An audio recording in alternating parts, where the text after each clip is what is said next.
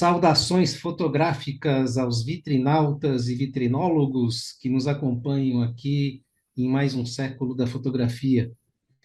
Hoje nós vamos falar de mais um fotógrafo do Foto Clube Bandeirantes. Hoje nós vamos falar de um, semana que vem de mais um.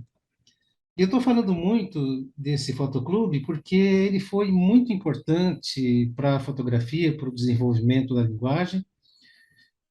Porque a fotografia autoral naquela época, né, ela começa a romper com o pictorialismo, só o registro de imagem e tal, começa a se tornar experimental, porque a gente vivia uma sociedade numa transformação muito rápida de industrialização, de urbanização, e o cenário demonstrava muito isso, com levantamento de torres, de fios, de redes de energia, luz e sombra, tudo isso os fotógrafos aproveitavam para experimentar.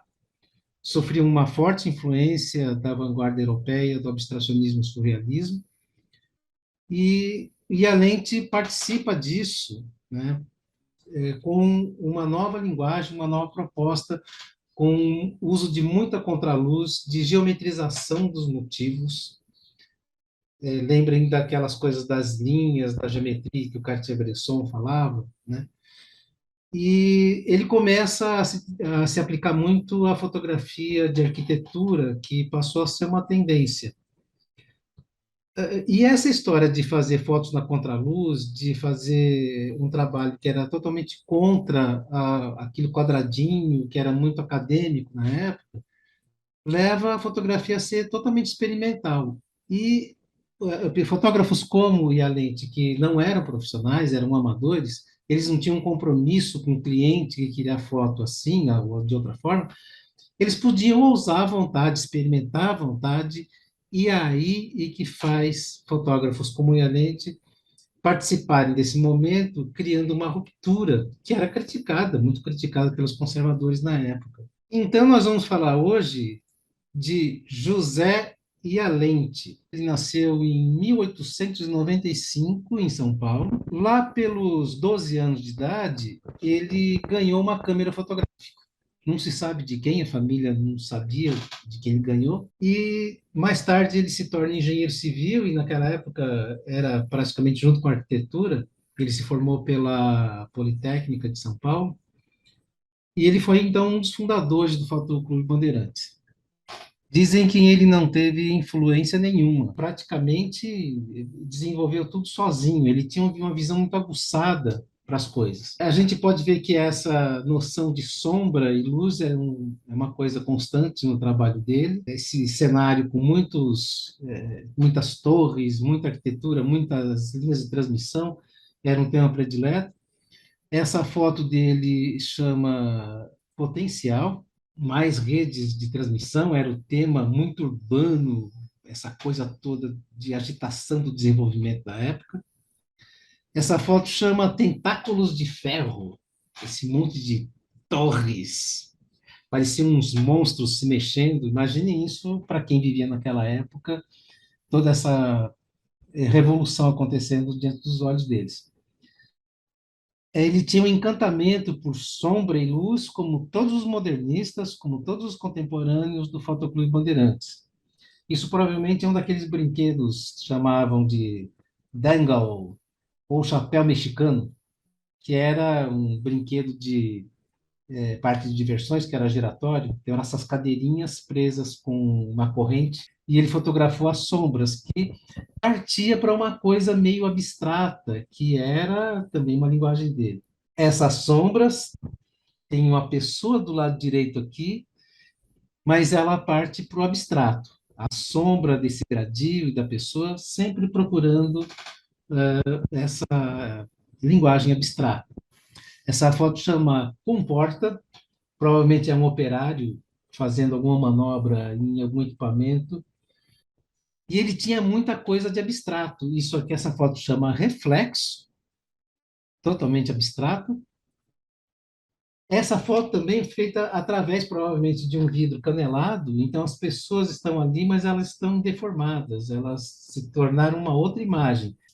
Essa foto chama Caracol, e é uma escada em caracol, tudo muito arquitetura moderna. A percepção dele ficou muito voltada para isso. Essa foto também tem essas estruturas metálicas que também são muito parte daquela época e também muito uso de vidro. E a gente vê o reflexo de um prédio, provavelmente está aqui atrás, e entre esses dois blocos dá para ver uma igreja, que é uma arquitetura mais antiga. Essa foto a gente pode ver também que a arquitetura, foto de arquitetura, não é só coisas modernas, Oscar Niemeyer, só coisas arrojadas. Esse prédio é um prédio bem fuleiro, uma arquitetura básica.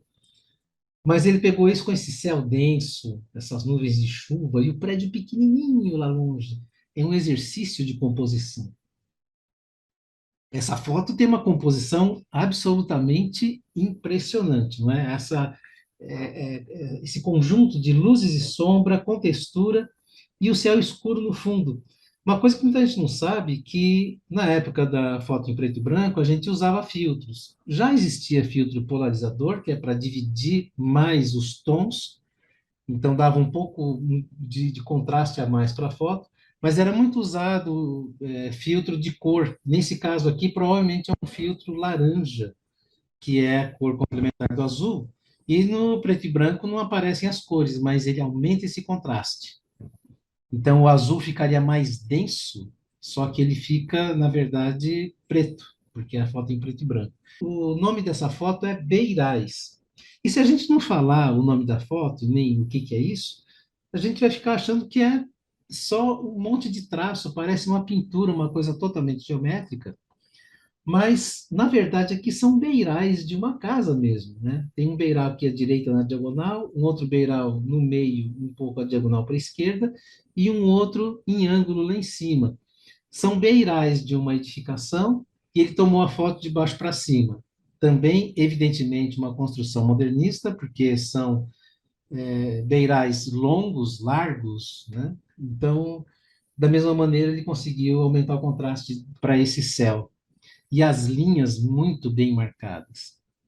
E essa última foto que eu vou mostrar para vocês aqui, também esse monte de curva, que é de arquitetura modernista, lembra um pouco as curvas do pavilhão da Bienal em São Paulo, não é lá, mas lembra muito, provavelmente é uma obra do Oscar Niemeyer.